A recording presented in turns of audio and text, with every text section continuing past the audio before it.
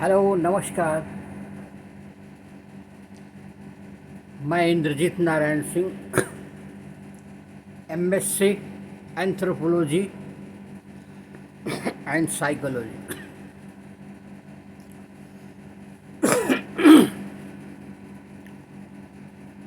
CAIIB banking विधि विशेषज्ञ, LLB संविधान विशेषज्ञ। मैं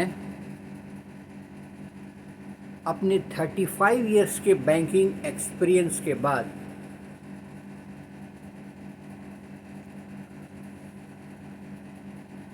यूट्यूब से सरफेसी एक्ट के लैंडमार्क जजमेंट के बारे में बता रहा हूँ। लैंडमार्क जजमेंट, इसके पहले भी लैंडमार्क जजमेंट हमने कई दिया है, आपने इसे लाइक किया होगा।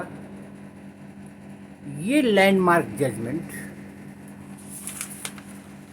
निश्चित रूप से एडवोकेट के लिए CAIIB एग्जामिनी के लिए, बैंक प्रमोशन के लिए, जुडिशियरी एग्जामिनेशन के लिए, लॉ एस्टेंट के लिए बेनिफिशियल होगा।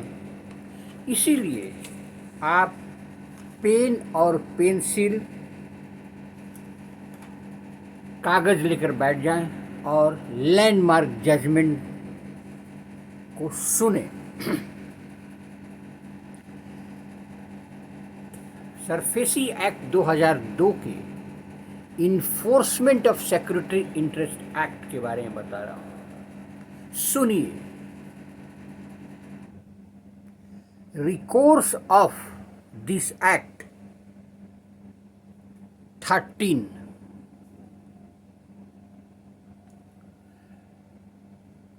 it has been held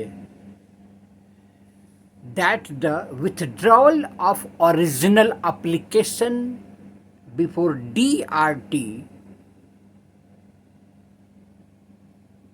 under the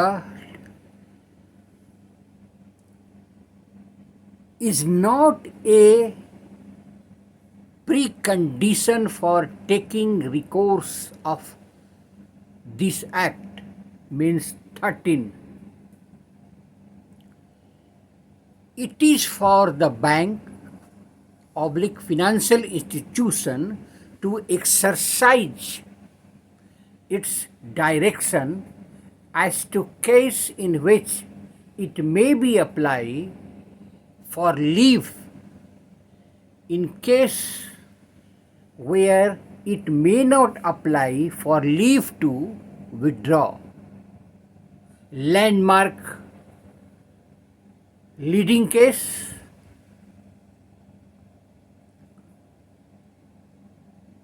Transcore versus Union of India 2008, 1 SSC 125 AIR 2007। अब इस इन्फोर्समेंट सिक्योरिटी इंटरेस्ट के लैंडमार्क जजमेंट का हिंदी अनुवाद डिग्लॉट सुने।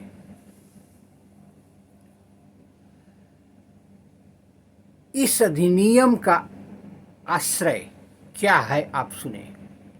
इसका लैंडमार्क जजमेंट है ट्रांसकोर बनाम union of India 2008, 1 SCC 125 AIR 2007 SC 712। इस अधिनियम का आश्रय recourse of this act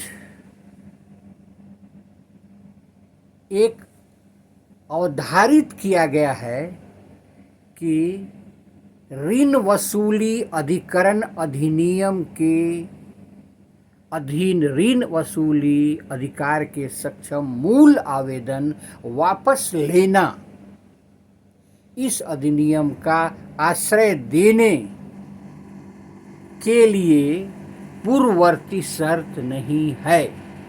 bank अथवा वित्तीय संस्थानों को अपने विवेकाधिकार का प्रयोग करना ही वह किस मामले में अनुमति के लिए आवेदन कर सकता है और किस मामले में वापस लेने के लिए अनुमति के लिए आवेदन नहीं कर सकता है, वो इस लैंडमार्क जजमेंट में बताया गया है।